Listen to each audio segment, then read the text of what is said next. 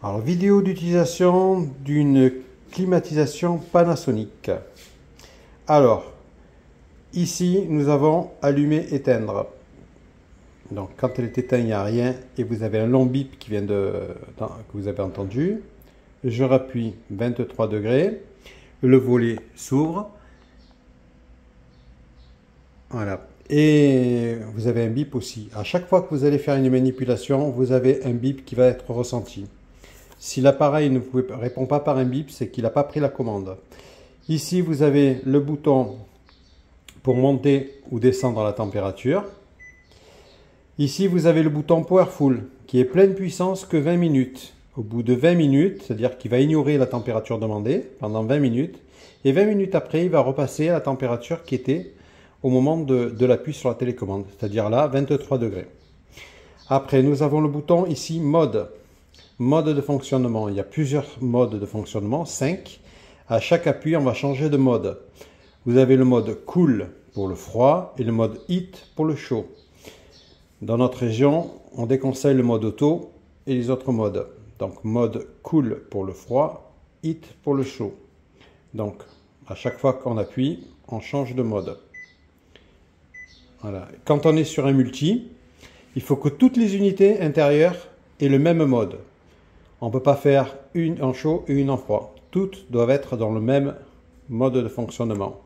Après, nous avons le Air Swing. Le Air Swing, c'est pour le volet horizontal. Le volet que vous voyez en train de s'actionner au-dessus, là.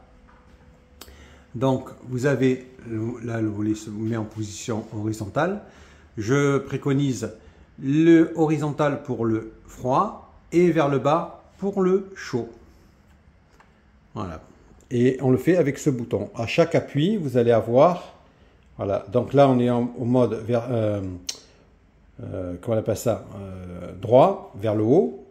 Et à chaque appui, on va faire plusieurs modes. Là, il va partir en mouvement, monter et descendre en permanence, ce que je déconseille.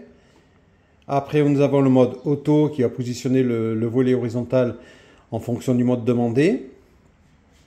Et nous avons le mode, voilà, où on peut positionner dans l'inclinaison que l'on désire, à chaque fois, à chaque appui. Nous avons ici le bouton Fan.